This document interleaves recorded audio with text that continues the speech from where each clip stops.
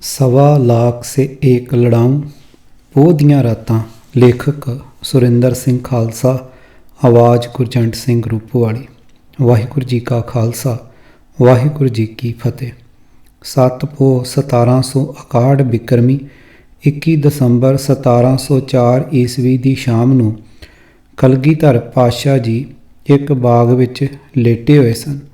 ਚਿਹਰੇ 'ਤੇ ਨੂਰ ਟਪਕਦਾ, ਚੋਲਾ ਗਿੱਲਾ ਤੇ ਖੂਨ ਨਾਲ ਲੱਥ-ਪੱਥ ਲਾਲ ਰੰਗ ਧਾਰ ਚੁੱਕਾ ਹੈ। ਪਾਤਸ਼ਾਹ ਜੀ ਇਵੇਂ ਢੋਲ ਆ ਕੇ ਲੇਟੇ ਹੋਏ ਨੇ ਜਿਵੇਂ ਕੁਝ ਵਾਪਰੇ ਹੀ ਨਾ ਹੋਵੇ। ਇੰਨਾ ਕੁਝ ਹੋਣ 'ਤੇ ਵੀ ਸਤਿਗੁਰੂ ਜੀ ਪੂਰੀ ਅਡੋਲਤਾ ਵਿੱਚ ਦਿਸ ਰਹੇ ਸਨ। ਪਾਤਸ਼ਾਹ ਜੀ ਨੂੰ ਪਤਾ ਹੈ ਕਿ ਇਸ ਪਿੰਡ ਵਿੱਚ ਇੱਕ ਕੱਚੀ ਗੜੀ ਹੈ। ਸਤਿਗੁਰੂ ਜੀ ਪਹਿਲਾਂ ਵੀ ਕੁਰੂਕਸ਼ੇਤਰ ਤੋਂ ਵਾਪਸ ਆਉਂਦੇ ਹੋਏ ਇਸ ਨਗਰ ਵਿੱਚ ਆ ਚੁੱਕੇ ਸਨ। ਸਤਿਗੁਰੂ ਜੀ ਨੇ ਆਪਣੇ ਸਿੰਘ ਭੇਜੇ ਕਿ ਗੜੀ ਦੇ ਮਾਲਕ ਨੂੰ ਲੈ ਆਵੋ। ਇਸ ਕੱਚੀ ਹਵੇਲੀ ਦਾ ਮਾਲਕ ਚੌਧਰੀ ਬੁੱਧੀ ਚੰਦ ਗੁਰੂ ਜੀ ਦਾ ਆਉਣਾ ਸੁਣ ਆਪ ਹੀ ਹਾਜ਼ਰ ਹੋਇਆ। ਗੁਰੂ ਕੀਆਂ ਸਾਖੀਆਂ ਵਿੱਚ ਇਵੇਂ ਲਿਖਿਆ ਹੈ, ਬਿਨੇ ਕੀ ਮਹਾਰਾਜ ਆਪ ਸਮੇਤ ਸਾਥੀ ਸਿੱਖਾਂ ਕੇ मेरे गृह पधारिए। गुरु जी ने इसके गैर इसकी हवेली में जाए प्रवेश किया। भाई बुद्धि चंद ने तन मन से गुरु जी की सेवा की। जख्मी सिंगा का दारू दरमल किया। बाग देख तहाँ निकट गांव चमकौर। खबर सुनी जिमीदार ने मद वसे चमकौर। सुनत बचन तत्काल ही वो आयो उठ दौर। हाथ जोर ऐसे कहो बिनती सुनो करतार। बसो मद चमकौर कै अपनी कृपा धार। तब सुवार साहब भय छाड़ बाग की ठौर। सिंह साथ सब ही लिए आए बसे चमकौर। श्री गुरु सोभा कवि सैनापति संपादक गंडा सिंह। सतगुरु जी ने ਸਿੰਘਾਂ ਸਮੇਤ ਇਸ ਦੀ ਕੱਚੀ ਹਵੇਲੀ ਵਿੱਚ ਪ੍ਰਵੇਸ਼ ਕੀਤਾ। ਇਸ ਨੂੰ ਚੰਗੀ ਤਰ੍ਹਾਂ ਦੇਖ ਪਰਖ ਪਾਤਸ਼ਾਹ ਜੀ ਨੇ ਇਸ ਦੀ ਕਰੜੀ ਪਹਿਰੇਦਾਰ ਕਰ ਸਿੰਘਾਂ ਨੂੰ ਤਿਆਰ ਬੁਰ ਤਿਆਰ ਰਹਿਣ ਲਈ ਕਿਹਾ। ਪੰਥ ਦੇ ਵਾਲੀ ਨੇ ਇੱਥੇ ਕੀ ਖੇਡ ਵਰਤਾਉਣੀ ਹੈ, ਇਸ ਦਾ ਕਿਸੇ ਨੂੰ ਕੋਈ ਕਿਆਸ ਨਹੀਂ ਹੈ। ਤਬ ਦੂਤਨ ਕੀਨੇ ਲਿਖੇ ਤੁਮ ਚਲ ਆਇਓ ਦੌਰ। ਸਿੰਘ ਰਹੇ ਹੈ ਆਨ ਕੈ ਨਿਕਟ ਗਾਮ ਚਮਕੌਰ। ਸ੍ਰੀ ਗੁਰੂ ਸੋਭਾ ਕਵੀ ਸੈਨਾਪਤੀ ਸੰਪਾਦਕ ਗੰਡਾ ਸਿੰਘ। ਸਤਿਗੁਰੂ ਜੀ ਦੇ ਇੱਥੇ ਆਉਣ 'ਤੇ ਕਿਸੇ ਨੇ ਸ਼ਾਹੀ ਫੌਜ ਨੂੰ ਜਾ ਦੱਸਿਆ। ਖਬਰ ਮਿਲਦਿਆਂ ਹੀ ਦੁਸ਼ਮਣ ਦੀਆਂ ਫੌਜਾਂ ਚਮਕੌਰ ਦੇ 4 ਚੁਫੇਰੇ ਇਕੱਠੀਆਂ ਹੋ ਗਈਆਂ। ਸ਼ਾਹੀ ਫੌਜ ਨੇ ਚਮਕੌਰ ਦੇ ਵਸਨੀਕਾਂ ਤੋਂ ਜਬਰੀ ਰਸਤ ਖੋਹ ਸਭ ਨੂੰ ਪਿੰਡੋਂ ਬਾਹਰ ਕੱਢ ਦਿੱਤਾ। ਕਈ ਰਾਤੋਂ ਰਾਤ ਆਪਣੇ ਸਾਕ ਸੰਬੰਧੀਆਂ ਦੇ ਘਰ ਜਾ ਲੁਕੇ। ਗੜੀ ਦੇ ਦੁਆਲੇ ਤੰਬੂ ਹੀ ਤੰਬੂ ਨਜ਼ਰ ਆਉਣ ਲੱਗੇ। ਪਹਾੜੀ ਰਾਜਿਆਂ ਤੇ ਮੁਗਲ ਜਰਨੈਲਾਂ ਸਲਾਹ ਕੀਤੀ ਕਿ ਹੁਣ ਗੜੀ 'ਤੇ ਹਮਲਾ ਕਰਨਾ ਠੀਕ ਨਹੀਂ ਰਹੇਗਾ। ਪਤਾ ਨਹੀਂ ਅੰਦਰ ਕਿੰਨੇ ਸਿੰਘ ਹੋਣ। ਸਵੇਰ ਹੁੰਦਿਆਂ ਹੀ ਹਮਲਾ ਕਰਾਂਗੇ, ਗੁਰੂ ਨੂੰ ਜਿਉਂਦਾ ਫੜ ਲਵਾਂਗੇ। ਸ਼ਾਹੀ ਸੈਨਾ ਰੱਜ ਪੁੱਜ ਕੇ ਤਕੜੀ ਕਰੜਾਈ ਕਰ ਪੂਰੀ ਨਿਗਰਾਨੀ ਰੱਖ ਰਹੀ ਸੀ। ਪੱਤਾ ਵੀ ਹਿਲਦਾ ਤਾਂ ਇਹਨਾਂ ਦੀ ਜਾਨ ਨੂੰ ਬਣ ਜਾਂਦੀ। ਗੜੀ ਦੇ ਅੰਦਰ ਠੰਡ ਭੁੱਖ ਦੇ ਝੰਬੇ ਨਿਰਬਲ ਸਰੀਰ, ਜਿਨ੍ਹਾਂ ਦੇ ਬਸਤਰ ਗਿੱਲੇ ਹੋਏ, ਖਾਣ ਪਕਾਉਣ ਦਾ ਕੋਈ ਸਮਾਂ ਨਾ ਮਿਲਿਆ, ਅਨੰਦਪੁਰ ਨੂੰ ਛੱਡਣ ਲੱਗਿਆ ਜੋ ਛਕ ਲਿਆ ਹੋਵੇਗਾ ਉਸ ਨਾਲ ਹੀ ਸਰੀਰ ਨੂੰ ਗੁਰੂ ਆਸਰੇ ਤੋਰੀ ਜਾਂਦੇ ਨੇ। ਇਹਨਾਂ ਸਿੰਘਾਂ ਨੇ ਅੰਤਿਮ ਸਵਾਸਾਂ ਤੱਕ ਲੜਨ ਮਰਨ ਦਾ ਫੈਸਲਾ ਲੈ ਲਿਆ। ਸਤਿਗੁਰੂ ਪਾਤਸ਼ਾਹ ਸਿਰੜ ਦੀਆਂ ਬਾਤਾਂ ਪਾ ਸਿੰਘਾਂ ਨੂੰ ਚੜ੍ਹਦੀ ਕਲਾ ਦੇ ਹੁਲਾਰੇ ਦਿੰਦੇ ਰਹੇ। ਅੱਜ 2 ਪੁੱਤ ਨਾਲ ਨੇ, 2 ਨਿੱਕੇ ਕਿੱਥੇ ਨੇ ਜਿਨ੍ਹਾਂ ਦੀ ਉਮਰ ਲਾੜ ਪਿਆਰ ਦੀਆਂ ਬਾਤਾਂ ਸੁਣਨ ਦੀ ਸੀ। ਬਿਰਧ ਮਾਂ ਕਿੱਥੇ ਹੈ ਜਿਸ ਨੂੰ ਬੁਢਾਪੇ ਵਿੱਚ ਆਸਰੇ ਦੀ ਲੋੜ ਏ। ਦੋਵੇਂ ਮਹਿਲ ਕਿੱਥੇ ਹੋਣਗੇ ਜੋ ਸਦਾ ਕਲਗੀਆਂ ਵਾਲੇ ਦੀ ਸੇਵਾ ਵਿੱਚ ਹਾਜ਼ਰ ਰਹਿੰਦੇ ਸਨ। ਧੰਨ ਹੈ ਕਲਗੀਧਰ ਪਾਤਸ਼ਾਹ ਜੀ ਜੋ ਆਪਣੇ ਸਾਰੇ ਸੁੱਖ ਛੱਡ ਦੱਬੇ ਕੁਚਲੇ ਲੋਕਾਂ ਲਈ ਜ਼ੁਲਮ ਦੇ ਖਿਲਾਫ ਲੜ ਰਹੇ ਨੇ। ਕੱਚੀ ਗੜੀ ਦੀ ਛੱਤ ਥੱਲੇ ਬਾਜਾਂ ਵਾਲਿਆਂ ਇਹ ਪੋਹ ਦੀ ਠਰੀ ਰਾਤ ਤੂੰ ਆਪ, ਤੇਰੇ ਪੁੱਤਰਾਂ ਨੇ ਤੇ ਤੇਰੇ ਜਾਨ ਤੋਂ ਪਿਆਰੇ ਗਰੀਬੜੇ ਸਿੰਘਾਂ ਨੇ ਕਿਵੇਂ ਗੁਜ਼ਾਰੀ। ਇਹ ਬਿਕਰਾਲ ਰਾਤ ਮੇਰੇ ਬਾਜਾਂ ਵਾਲੇ ਪ੍ਰੀਤਮ ਤੇ 7 ਪੋਹ 1761 ਬਿਕਰਮੀ 21 ਦਸੰਬਰ 1704 ਈਸਵੀ ਨੂੰ ਵੈਰਨ ਬਣ ਕੇ ਆਈ। ਦਿਨ ਚੜ੍ਹਦਿਆਂ ਹੀ ਸ਼ਾਹੀ ਫੌਜ ਦੇ ਜਰਨੈਲਾਂ ਨੇ ਗੁਰੂ ਜੀ ਨੂੰ ਹਥਿਆਰ ਸੁੱਟ ਆਪਣੇ ਆਪ ਨੂੰ ਸਾਥੀਆਂ ਸਮੇਤ ਸ਼ਾਹੀ ਫੌਜ ਦੇ ਹਵਾਲੇ ਕਰਨ ਦੇ ਲਈ ਢੰਡੌਰਾ ਪਿਟਵਾਇਆ ਤੇ ਕਿਹਾ ਕਿ ਗੁਰੂ ਆਪਣੇ ਆਪ ਨੂੰ ਫੌਜ ਦੇ ਹਵਾਲੇ ਕਰ ਦੇਣ ਤਾਂ ਉਹਨਾਂ ਦੀ ਜਾਨ ਬਖਸ਼ੀ ਜਾਵੇਗੀ। ਇਸ ਦਾ ਉੱਤਰ ਗੜੀ ਅੰਦਰੋਂ ਤੀਰਾਂ ਅਤੇ ਗੋਲੀਆਂ ਦੀ ਬੁਛਾੜ ਨਾਲ ਆਇਆ। ਵੈਰੀ ਦਲ ਪਿੱਛੇ ਨੂੰ ਭੱਜ ਤੁਰਿਆ ਤੇ ਦੂਰੋਂ ਹੀ ਗੋਲੀਆਂ ਚਲਾਉਂਦਾ ਰਿਹਾ। ਸਤਿਗੁਰੂ ਜੀ ਨੇ ਕਿਸੇ ਨੂੰ ਗੜੀ ਦੇ ਨੇੜੇ ਨਾ ਆਉਣ ਦਿੱਤਾ। ਦੁਸ਼ਮਣ ਬੁਰੀ ਤਰ੍ਹਾਂ ਘਬਰਾ ਗਿਆ। ਇਹ ਤਾਂ ਉਸ ਦੀ ਆਸ ਤੋਂ ਬਿਲਕੁਲ ਉਲਟ ਸੀ। ਉਹ ਤਾਂ ਘੜੀ ਪਲਾਂ 'ਚ ਗੁਰੂ ਜੀ ਨੂੰ ਜਿਉਂਦੇ ਫੜ ਬਾਦਸ਼ਾਹ ਦੇ ਪੇਸ਼ ਕਰਨ ਦੀਆਂ ਦਲੀਲਾਂ ਘੜੀ ਬੈਠਾ ਸੀ। ਕੋਈ ਵਾਹ ਪੇਸ਼ ਨਾ ਚੱਲਦੀ ਵੇਖ ਮੁਗਲ ਜਰਨੈਲ ਨਾਹਰ ਖਾਂ ਚੋਰੀ ਛਿਪੇ ਗੜੀ ਦੀ ਦੀਵਾਰ ਨਾਲ ਪੌੜੀ ਲਾ ਉੱਪਰ ਜਾ ਚੜ੍ਹਿਆ। ਉੱਪਰੋਂ ਕਲਗੀਧਰ ਜੀ ਦੀ ਨਜ਼ਰ ਪੈ ਗਈ। ਇਸ ਦੀ ਧੌਣ ਵਿੱਚ ਦੀ ਤੀਰ ਆਰ ਪਾਰ ਹੋ ਗਿਆ। ਇਹ ਭੁਆਂਟਣੀਆਂ ਖਾਂਦਾ ਥੱਲੇ ਆਣ ਡਿੱਗਾ ਤੇ ਸਦਾ ਲਈ ਚਿੱਤ ਹੋ ਗਿਆ। ਦੂਸਰੇ ਜਰਨੈਲ ਗਨੀ ਖਾਨ ਨੇ ਹਿੰਮਤ ਕਰ ਪੌੜੀ ਦੇ ਡੰਡੇ ਨੂੰ ਜਾ ਹੱਥ ਪਾਇਆ। ਹੌਲੀ ਹੌਲੀ ਉੱਪਰ ਚੜ੍ਹਨ ਲੱਗਾ।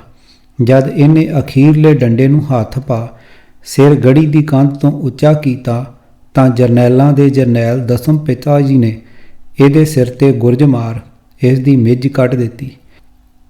ਇਹਨਾਂ ਦੋਹਾਂ ਨੂੰ ਇਸ ਤਰ੍ਹਾਂ ਮਰਦਿਆਂ ਦੇਖ ਕਿਸੇ ਦਾ ਹੌਸਲਾ ਨਾ ਪਿਆ ਗੜੀ ਦੇ ਨੇੜੇ ਜਾਣ ਦਾ। ਖਵਾਜਾ ਮੁਹੰਮਦ ਅਲੀ ਆਪਣੇ ਸਾਥੀਆਂ ਸਮੇਤ ਕੰਧ ਓਲੇ ਲੁਕ ਕੇ ਦੌੜ ਗਿਆ। ਪਾਤਸ਼ਾਹ ਜੀ ਇਸ ਨੂੰ ਡਰਪੋਕ ਲਿਖ ਕੇ ਕਹਿੰਦੇ ਹਨ। ਜੇ ਮੈਂ ਇਸ ਦਾ ਮੂੰਹ ਵੇਖ ਲੈਂਦਾ ਤਾਂ ਇਸ ਨੂੰ ਵੀ ਇੱਕ ਤੀਰ ਬਖਸ਼ ਦਿੰਦਾ। ਗੁਰੂ ਪਾਤਸ਼ਾਹ ਵੀ ਲਿਖਦੇ ਹਨ ਕਿ ਕਈ ਸ਼ੇਖੀ ਖੋਰ ਗੱਪੀ ਪਠਾਨ ਰਣ ਭੂਮੀ ਵਿੱਚੋਂ ਬਾਹਰ ਨੂੰ ਉੱਠ ਨੱਠੇ।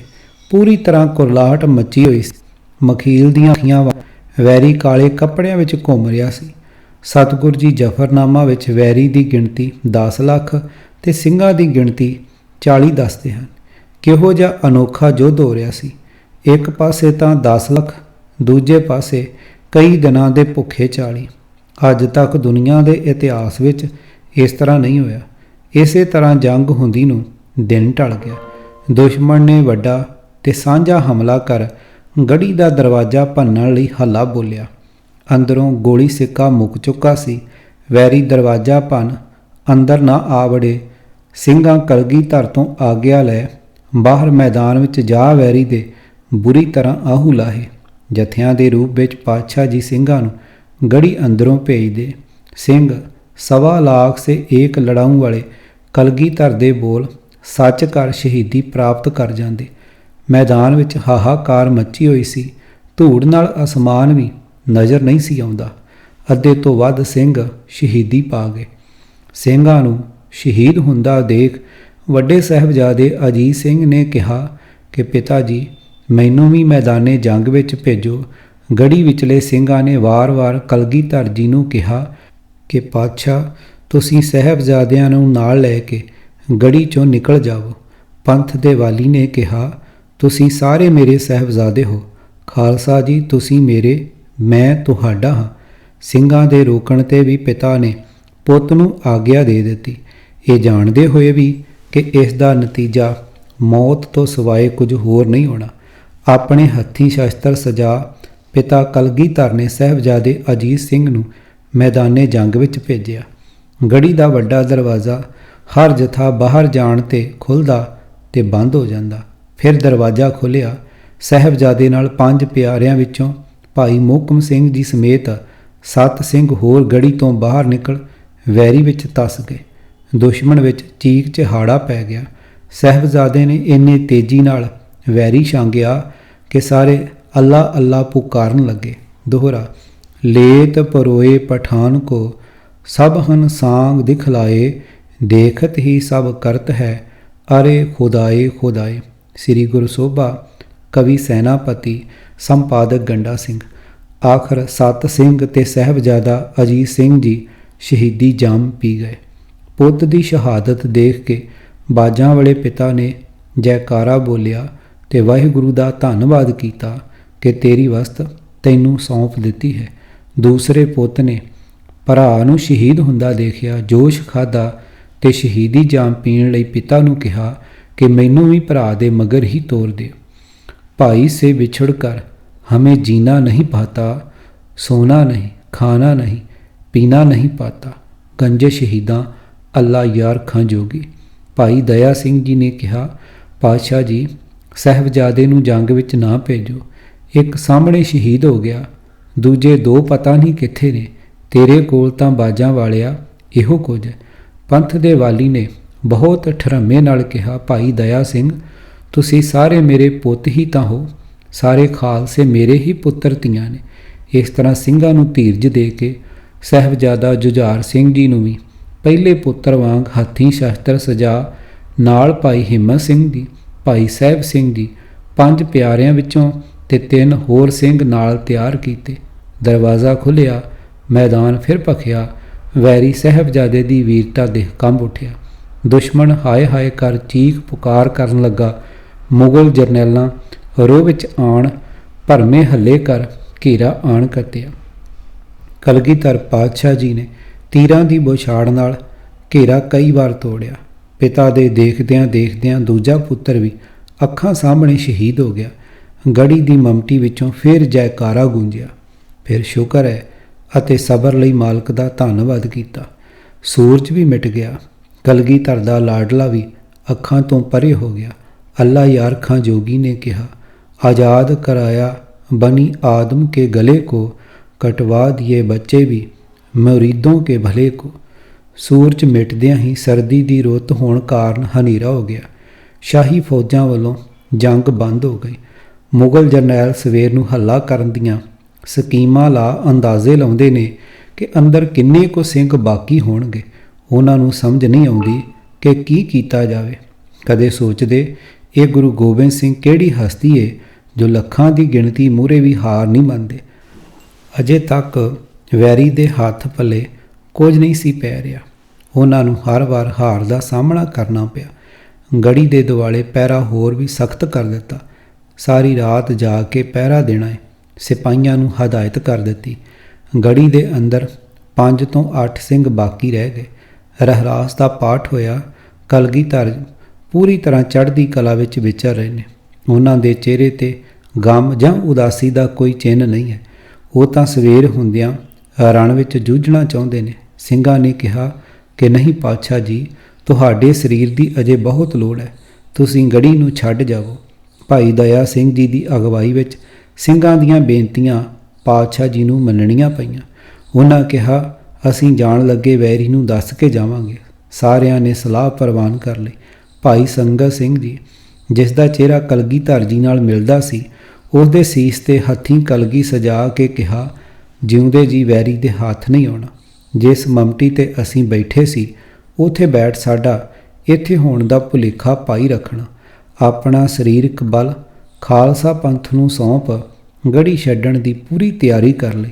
ਭਾਈ ਦਇਆ ਸਿੰਘ ਜੀ, ਭਾਈ ਧਰਮ ਸਿੰਘ ਜੀ ਤੇ ਭਾਈ ਮਾਨ ਸਿੰਘ ਜੀ ਨੂੰ ਆਪਣੇ ਨਾਲ ਚੱਲਣ ਲਈ ਤਿਆਰ ਕੀਤਾ। ਚਮਕੌਰ ਦਾ ਸਾਕਾ 8 ਪੋ 1761 ਬਿਕਰਮੀ 22 ਦਸੰਬਰ 1704 ਈਸਵੀ ਨੂੰ ਵਾਪਰਿਆ। ਇਸੇ ਦਿਨ ਵੱਡੇ ਸਾਹਿਬਜ਼ਾਦੇ 40 ਸਿੰਘਾਂ ਸਮੇਤ ਸ਼ਹੀਦ ਹੋ ਗਏ। ਚਮਕੌਰ ਸਾਹਿਬ ਬਾਰੇ ਅੱਲਾ ਯਾਰ ਖਾਂ ਜੋਗੀ ਨੇ ਲਿਖਿਆ ਹੈ, बस एक हिंद में तीर्थ है यात्रा के लिए, कटाए बाप ने बेटे यहाँ खुदा के लिए। सूचना, सिख इतिहास विच 4 ਸਾਹਿਬਜ਼ਾਦਿਆਂ ਤੋਂ ਇਲਾਵਾ ਦਸ਼ਮੇਸ਼ ਜੀ ਦੇ 4 ਪਾਲਤ ਪੁੱਤਰਾਂ ਦਾ ਜ਼ਿਕਰ ਇਹਨਾਂ ਨਾਵਾਂ ਨਾਲ ਕੀਤਾ ਗਿਆ ਹੈ: ਅਜੀਤ ਸਿੰਘ, ਬਾਬਾ ਚਰਨ ਸਿੰਘ, ਪੰਜਾਬ ਸਿੰਘ ਤੇ ਜੋਰਾਵਰ ਸਿੰਘ। ਜੋਰਾਵਰ ਸਿੰਘ ਦਾ ਜਨਮ ਨੱਥੂ ਰਾਮ ਲੋਟੇ ਗੋਤ ਤਰਖਾਣ ਤੇ ਮਾਈ ਭਿੱਖੀ ਸੋ ਭਿੱਖੀ ਦੀ ਕੁੱਖੋਂ ਸਰਹਿੰਦ ਦੇ ਨੇੜੇ ਬੱਸੀ ਪਠਾਣਾ ਵਿੱਚ ਹੋਇਆ। ਉਮਰ ਵਿੱਚ ਇਹ ਛੋਟੇ ਸਾਹਿਬਜ਼ਾਦਿਆਂ ਨਾਲੋਂ ਥੋੜ੍ਹਾ ਕੁ ਵੱਡਾ ਸੀ। ਇੱਕ ਵਾਰ ਇਸ ਨੇ ਛੋਟੇ ਸਾਹਿਬਜ਼ਾਦੇ ਜੋਰਾਵਰ ਸਿੰਘ ਨੂੰ ਕੁਸ਼ਤੀ ਵਿੱਚ ਢਾਹ ਲਿਆ ਤਾਂ ਦਸ਼ਮੇਸ਼ ਜੀ ਨੇ ਇਸ ਨੂੰ ਆਪਣੇ ਕਲਾਵੇ ਵਿੱਚ ਲੈ ਕੇ ਕਿਹਾ ਕਿ ਤੂੰ ਵੀ ਮੇਰਾ ਸਾਹਿਬਜ਼ਾਦਾ ਜੋਰਾਵਰ ਸਿੰਘ ਹੈ। ਉਸ ਦਿਨ ਤੋਂ ਇਸ ਦਾ ਪਹਿਲਾ ਨਾਮ ਖਤਮ ਹੋ ਗਿਆ ਤੇ ਸਾਰੇ ਹੀ ਇਸ ਨੂੰ ਸਾਹਿਬਜ਼ਾਦਾ ਜੋਰਾਵਰ ਸਿੰਘ ਦੇ ਨਾਮ ਨਾਲ ਬੁਲਾਉਣ ਲੱਗੇ। ਆਨੰਦਪੁਰ ਸਾਹਿਬ ਤਿਆਗਣ ਸਮੇਂ ਭਾਈ ਬਚਿੱਤਰ ਸਿੰਘ ਜੀ ਦੇ ਜਥੇ ਵਿੱਚ ਜ਼ੋਰਾਵਰ ਸਿੰਘ ਵੀ ਮਲਕਪੁਰ ਰੰਘਣਾ ਲੜਿਆ। ਇਹ ਸਾਹਿਬਜ਼ਾਦਾ ਅਜੀਤ ਸਿੰਘ ਤੇ ਭਾਈ ਬਚਿੱਤਰ ਸਿੰਘ ਨਾਲ ਜ਼ਖਮੀ ਹਾਲਤ ਵਿੱਚ ਕੋਟਲਾ ਨਿਹੰਗ ਖਾਂ ਪਹੁੰਚਿਆ ਤੇ ਚੱਲਣ ਫਿਰਨ ਦੀ ਹਾਲਤ ਵਿੱਚ ਹੋਣ ਕਰਕੇ ਚਮਕੌਰ ਸਾਹਿਬ ਤੱਕ ਪਾਤਸ਼ਾਹ ਦੇ ਨਾਲ ਹੀ ਗਿਆ। ਚਮਕੌਰ ਦੀ ਗੜੀ ਵਿੱਚੋਂ ਜ਼ੋਰਾਵਰ ਸਿੰਘ ਦੁਸ਼ਮਣ ਨਾਲ ਲੜਦਾ ਹੋਇਆ ਬਚ ਨਿਕਲਿਆ ਸੀ। ਇਹ ਲੜਦਾ ਭਿੜਦਾ ਪਿੰਡ ਬੂਰ ਮਾਜਰਾ ਹੁੰਦਾ ਹੋਇਆ ਰਾਤੋਂ ਰਾਤ ਪਿੰਡ ਕੋਟਲਾ ਨਿਹੰਗ ਰੋਪੜ 'ਚ ਗਹੂਣੀਆਂ ਗੋਤ ਦੇ ਗੁਰਸਾ ਸਿੰਘ ਸੈਣੀ ਦੇ ਘਰ ਜਾ ਪੁੱਜਾ। ਉੱਥੋਂ ਇਹ ਪਿੰਡ ਡੜਹੇੜੀ ਆਪਣੀ ਭੂਆ ਮਾਈ ਪੂਪਾਂ ਕੋਲ, ਪਿੰਡ ਉਗਾਣਾ, ਪਿੰਡ ਖਿਰਜਾਬਾਦ, ਗੁਰਦੁਆਰਾ ਸਦਾ ਬਰਤ ਰੋਪੜ, ਉੱਚਾ ਖੇੜਾ ਮੁਹੱਲਾ ਆ ਥਾਵਾਂ 'ਤੇ ਰਿਹਾ। ਲੱਭਦੇ ਢੂੰਡਦੇ ਇਸ ਦਾ ਮਿਲਾਪ ਦਸ਼ਮੇਸ਼ ਜੀ ਨਾਲ ਦਮਦਮਾ ਸਾਹਿਬ ਤਲਵੰਡੀ ਸਾਬੋ ਹੋਇਆ। ਦੂਸਰੀ ਵਾਰ ਇਹ ਪਾਤਸ਼ਾਹ ਜੀ ਨੂੰ ਆਪਣੇ ਮਾਮੇ ਔਲੀਆ ਸਿੰਘ ਤੇ ਕੁਝ ਸਿੰਘਾਂ ਸਮੇਤ ਆਗਰੇ ਤੋਂ 18 ਕਿਲੋਮੀਟਰ ਅੱਗੇ ਇਦਮਾਦਪੁਰ ਦੇ ਇੱਕ ਤਲਾਅ ਕਿਨਾਰੇ ਜਾ ਮਿਲਿਆ। ਜ਼ੋਰਾਵਰ ਸਿੰਘ ਅਤੇ ਇਸ ਦੇ 19 ਹੋਰ ਸਾਥੀ ਸਿੰਘਾਂ ਦੀ ਸ਼ਹੀਦੀ 3 ਅਪ੍ਰੈਲ 1708 ਈਸਵੀ ਨੂੰ ਚਤੌੜ ਦਾ ਕਿਲ੍ਹਾ ਦੇਖਣ ਜਾਣ ਸਮੇਂ ਮੁਗਲ ਸਿਪਾਹੀਆਂ ਨਾਲ ਹੋਈ ਝੜਪ ਵਿੱਚ ਹੋਈ ਤੇ ਇਹਨਾਂ ਦਾ ਸੰਸਕਾਰ ਦਸ਼ਮੇਸ਼ ਜੀ ਨੇ ਆਪਣੇ ਹੱਥੀਂ ਕਿਲ੍ਹੇ ਮੂਹਰਿਓਂ ਲੰਘਦੀ ਗੰਭੀਰ ਨਦੀ ਦੇ ਕਿਨਾਰੇ ਕਰ ਦਿੱਤਾ। ਕਲਗੀਧਰ ਜੀ ਦਾ ਗੜੀ ਤੋਂ ਬਾਹਰ ਆਉਣਾ। ਅੱਧੀ ਰਾਤ ਤੋਂ ਬਾਅਦ ਸਤਿਗੁਰੂ ਕਲਗੀਧਰ ਜੀ ਤਿੰਨਾਂ ਸਿੰਘਾਂ ਸਮੇਤ ਗੜੀ 'ਚੋਂ ਬਾਹਰ ਨਿਕਲ ਆਏ। ਮੈਦਾਨ ਵਿੱਚ ਲਾਸ਼ਾਂ ਦੇ ਢੇਰ ਲੱਗੇ ਹੋਏ ਸੀ। ਇਸ ਦਿਨ ਅਸਮਾਨ 'ਤੇ ਬੱਦਲ ਵੀ ਗਰਜ ਰਿਹਾ ਏ, ਕਦੇ ਕਦੇ ਅਸਮਾਨੀ ਬਿਜਲੀ ਵੀ ਚਮਕਦੀ ਸੀ। ਸਤਿਗੁਰੂ ਜੀ ਨੇ ਸਿੰਘਾਂ ਨੂੰ ਕਿਹਾ ਕਿ ਅਸੀਂ ਵੈਰੀ ਨੂੰ ਵੰਗਾਰ ਪਾਉਣ ਲੱਗੇ ਹਾਂ, ਤੁਸੀਂ ਸਾਰੇ ਸਾਵਧਾਨ ਹੋਵੋ। ਗਿਆ ਹਿੰਦ ਪੀਰ ਕਹਿ ਤਾਲੀ ਬਜਾਈ, ਪੀਛੇ ਕਹਾ ਖੁਆਜ ਪਕਰੋ ਸਹਾਈ। ਸੌ ਸਾਖੀ ਸੰਪਾਦਕ ਪਿਆਰਾ ਸਿੰਘ ਪਦਮ। ਇਸ ਤਰ੍ਹਾਂ ਪਾਤਸ਼ਾਹ ਜੀ ਨੇ ਉੱਚੀ ਆਵਾਜ਼ ਵਿੱਚ ਹੱਥਾਂ ਨਾਲ ਤਾੜੀ ਮਾਰ ਕੇ ਕਿਹਾ ਕਿ ਹਿੰਦ ਦਾ ਪੀਰ ਚੱਲਿਆ ਏ, ਸਿੱਖਾਂ ਦਾ ਗੁਰੂ ਜਾ ਰਿਹਾ ਏ। ਖਵਾਜਾ ਮਹਿਮੂਦ ਅਲੀ ਨੂੰ ਲਲਕਾਰ ਕੇ ਕਿਹਾ ਕਿ ਜੇ ਕਿਸੇ ਵਿੱਚ ਹਿੰਮਤ ਹੈ ਤਾਂ ਫੜ ਲਵੋ। ਇਹ ਸੁਣਦਿਆਂ ਹੀ ਮੁਗਲ ਅੰਨ੍ਹੇਵਾਹ ਨੱਠ ਉੱਠੇ। ਜਿਹੜਾ ਹਥਿਆਰ ਹੱਥ ਆਇਆ ਹੱਥੀਂ ਫੜ ਆਪਣੇ ਹੀ ਪਾਰ ਬੁਲਾ ਦਿੱਤੇ। ਮਸ਼ਾਲਚੀ ਮਸ਼ਾਲਾਂ ਲੈ ਗੁਰੂ ਜੀ ਵੱਲ ਰੌਸ਼ਨੀ ਲੈ ਦੌੜੇ। ਪਾਤਸ਼ਾਹ ਜੀ ਨੇ ਇਹਨਾਂ ਦਾ ਅਜਿਹਾ ਨਿਸ਼ਾਨਾ ਸਾਧਿਆ ਕਿ ਇਹਨਾਂ ਦੀ ਆਪਣੀ ਜੀਵਨ ਜੋ ਸਦਾ ਲਈ ਬੁਝ ਗਈ। ਮਸ਼ਾਲਾਂ ਥੱਲੇ ਡਿੱਗ ਬੁਝ ਗਈਆਂ, ਸਾਰੇ ਪਾਸੇ ਹਨੇਰਾ ਪਸਰ ਗਿਆ। ਬੁਝ ਗਈ ਤਬੇ ਮਸਾਲ, ਨਵਾਬ ਸੰਘਾਰਿਆ, ਹੋ ਆਪਸ ਨੂੰ ਲੜ ਪਰੇ, ਤਲਾਵੇ ਸਾਰਿਆ। ਸਿੰਘ ਸਾਗਰ ਵੀਰ ਸਿੰਘ ਬੱਲ, ਪੰਜਾਬੀ ਯੂਨੀਵਰਸਿਟੀ ਪਟਿਆਲਾ। ਮਸ਼ਾਲਾਂ ਬੁਝਣ ਨਾਲ ਤਾਂ ਕਿਸੇ ਨੂੰ ਕੁਝ ਪਤਾ ਨਾ ਲੱਗਾ, ਵੈਰੀ ਆਪਸ ਵਿੱਚ ਕੱਟ ਵੱਢ ਕਰਨ ਲੱਗੇ। ਗੜੀ ਵਿਚਲੇ ਸਿੰਘ ਨਗਾਰੇ ਵਜਾ ਜੈਕਾਰੇ ਛੱਡਦੇ ਰਹੇ। ਇਸ ਹਫੜਾ ਦਫੜੀ ਵਿੱਚ ਸ਼ਾਹੀ ਫੌਜ ਹਵੇਲੀ ਵੱਲ ਹੋ ਤੁਰੀ। ਗੜੀ ਵਿਚਲੇ ਸਿੰਘਾਂ ਬਹੁਤ ਜ਼ਬਰਦਸਤ ਮੁਕਾਬਲਾ ਕੀਤਾ। ਭਾਈ ਸੰਗਤ ਸਿੰਘ ਜੀ ਵਿੱਚ ਬੇਮਿਸਾਲ ਵੀਰਤਾ ਆ ਗਈ। ਉਸ ਦੇ ਸੀਸ ਤੇ ਪੰਥ ਦੇ ਵਾਲੀ ਦੀ ਕਲਗੀ, ਚੋਲਾ ਵੀ ਚੋਜੀ ਪ੍ਰੀਤਮ ਦਾ ਪਹਿਨਿਆ ਹੋਇਆ ਸੀ। ਇਸ ਸੂਰਮੇ ਨੇ ਬਹੁਤ ਭਾਰੀ ਵੀਰਤਾ ਦਿਖਾਈ, ਅਨੇਕਾਂ ਵੈਰੀਆਂ ਨੂੰ ਖਤਮ ਕੀਤਾ ਤੇ ਆਪ ਵੀ ਸ਼ਹੀਦਾਂ ਦੀ ਕਤਾਰ ਵਿੱਚ ਜਾ ਰਲਿਆ। ਸਾਰੇ ਸਿੰਘ ਸ਼ਹੀਦੀ ਜਾਮ ਪੀ ਗਏ।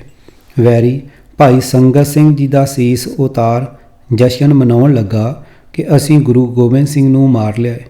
ਗੁਰੂ ਜੀ ਦਾ ਸੀਸ ਜਾਣ ਸ਼ਾਹੀ ਫੌਜ ਵਿੱਚ ਦੇਖਣ ਦੀ ਭੀੜ ਲੱਗੀ ਹੋਈ ਸੀ। ਉਹ ਦੇਖਣਾ ਚਾਹੁੰਦੇ ਸੀ ਕਿ ਉਹ ਕਿਹੋ ਜਿਹਾ ਸਿਰ ਹੈ ਜਿਹੜਾ ਤਾਕਤਵਰ ਬਾਦਸ਼ਾਹ ਔਰੰਗਜ਼ੇਬ ਦੇ ਅੱਗੇ ਨਹੀਂ ਝੁਕਿਆ, ਜਿਹਨੇ 10 ਲੱਖ ਫੌਜ ਦੇ ਸਾਹਮਣੇ ਈਨ ਨਹੀਂ ਮੰਨੀ। ਪਹਾੜੀ ਰਾਜੇ ਤੇ ਮੁਗਲ ਜਸ਼ਨ ਮਨਾ ਰਹੇ ਸੀ। ਇਸ ਨੂੰ ਉਹ ਆਪਣੀ ਬਹੁਤ ਵੱਡੀ ਪ੍ਰਾਪਤੀ ਸਮਝਦੇ ਸੀ। ਸਵੇਰ ਹੁੰਦਿਆਂ ਇਹਨਾਂ ਦੀ ਸਾਰੀ ਖੁਸ਼ੀ ਗਮੀ ਵਿੱਚ ਬਦਲ ਗਈ ਜਦੋਂ ਇਹਨਾਂ ਨੂੰ ਪਤਾ ਲੱਗਾ ਕਿ ਇਹ ਸਿਰ ਗੁਰੂ ਦਾ ਨਹੀਂ, ਕਿਸੇ ਸਿੰਘ ਦਾ ਹੈ। ਗੁਰੂ ਤਾਂ ਰਾਤੋਂ ਰਾਤ ਗੜੀ 'ਚੋਂ ਨਿਕਲ ਗਿਆ।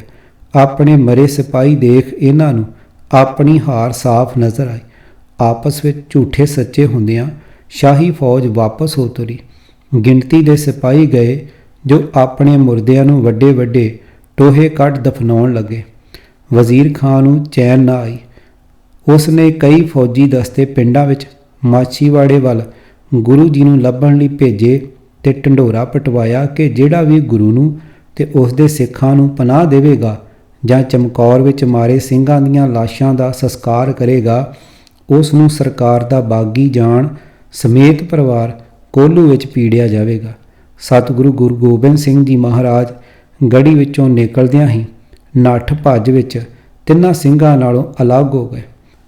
ਪਾਤਸ਼ਾਹ ਜੀ ਪਿੰਡ ਰਾਏਪੁਰ ਵਿੱਚ ਦੀ ਜੰਡ ਸਾਹਿਬ ਕੁਝ ਦੇਰ ਜੰਡ ਦੇ ਦਰਖਤ ਥੱਲੇ ਬੈਠ ਅੱਗੇ ਕਈ ਪਿੰਡਾਂ ਵਿੱਚ ਦੀ ਹੁੰਦੇ ਹੋਏ ਮਾਛੀਵਾੜੇ ਦੇ ਜੰਗਲ ਵਿੱਚ ਜਾ ਵਿਰਾਜੇ। ਇੱਥੇ ਹੀ ਵਿਛੜ ਗਏ ਤਿੰਨਾਂ ਸਿੰਘਾਂ ਦਾ ਮਿਲਾਪ ਹੋਇਆ। ਪੰਥ ਦਾ ਵਾਲੀ ਪੁੱਤਾਂ ਨੂੰ ਦੇਸ਼ ਕੌਮ ਤੋਂ ਵਾਰ ਖਾਲੀ ਹੱਥ ਝਾੜ ਕੇ ਮਾਛੀਵਾੜੇ ਦੇ ਜੰਗਲਾਂ ਵਿੱਚ ਪੂਰੀ ਅਡੋਲਤਾ ਨਾਲ ਵਿਚਰ ਰਿਹਾ ਸੀ। ਮੁਗਲ ਹਕੂਮਤ ਆਪਣਾ ਪੂਰਾ ਜ਼ੋਰ ਲਾ ਕੇ ਵੀ ਕਲਗੀਧਰ ਪਾਤਸ਼ਾਹ ਜੀ ਨੂੰ ਸਿਦਕ ਤੇ ਸਿਰੜ ਤੋਂ ਡੁਲਾ ਨਾ ਸਕੀ। ਸਤਿਗੁਰੂ ਪਾਤਸ਼ਾਹ ਜੀ ਦੇ ਚਿਹਰੇ ਤੇ ਰਤੀ ਭਰ ਵੀ ਉਦਾਸੀ ਨਾ ਆਈ। ਸਤਿਗੁਰੂ ਗੁਰੂ ਗੋਬਿੰਦ ਸਿੰਘ ਜੀ ਨੇ ਚਮਕੌਰ ਦੀ ਗੜੀ ਨੂੰ 8 ਪੋਹ 1761 ਬਿਕਰਮੀ 22 ਦਸੰਬਰ 1704 ਈਸਵੀ ਦੀ ਰਾਤ ਨੂੰ ਛੱਡਿਆ ਸੀ।